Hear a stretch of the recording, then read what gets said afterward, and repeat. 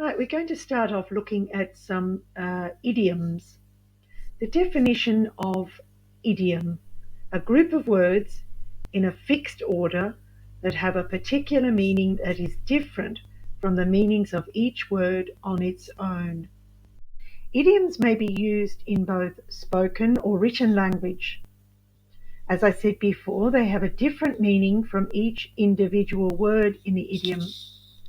And they have a figurative meaning, and that means that the idiom is describing something that is like something else. It is not a literal meaning.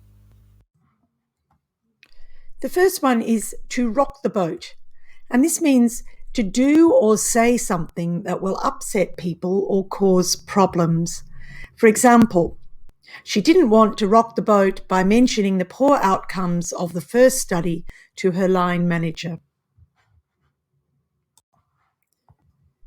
Muddy the waters, to confuse an issue or make something difficult to understand. For example, the presenter muddied the waters by introducing a second topic to the agenda. A drop in the ocean, an amount that is so small that it does not have much effect. Unfortunately, the funding was only a drop in the ocean, so the project could not continue. Plain sailing, smooth and easy progress during an activity. The whole project has been plain sailing from the beginning. To rearrange the deck chairs on the Titanic. To be involved in an activity that will ultimately be futile. And this obviously refers to the ocean liner called the Titanic that hit an iceberg and went down with very few survivors. So an example would be asking staff to complete another questionnaire about the issue was a case of rearranging the deck chairs on the Titanic. Water under the bridge. This is something from the past that is forgiven or forgotten. They didn't want to discuss the issue again, as they said it was water under the bridge now. Miss the boat. To lose an opportunity or miss a chance. She worried she had missed the boat by not accepting the promotion. Sail close to the wind. Do something that is dangerous or maybe illegal. And this is another sailing term, obviously, but if you look at the picture, the area where the boat is facing the direction of the wind is called a no-go zone. And this is what they call sailing close to the wind.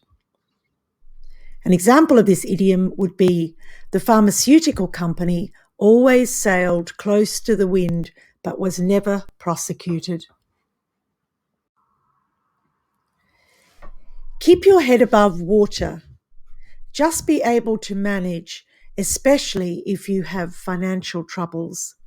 For example, the research project is poorly funded and is only just keeping its head above water. To hold water.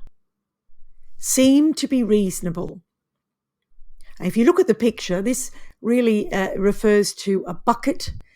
The one on the left can hold water, so it's a good bucket. The one on the right has a lot of holes in it, so it doesn't hold water. An example, I'm afraid that idea doesn't hold water at all. Sell someone down the river. Betray someone for your own benefit. By releasing the details of the project ahead of time, he sold the researchers down the river. Up the creek without a paddle. Be in an unfortunate position or be without the resources to help you out of a difficult situation. For example, if the results of my assessment don't arrive by tomorrow, I'll be up the creek without a paddle. And now, as you read health articles or listen to podcasts, see if you can pick up any of the idioms we looked at today.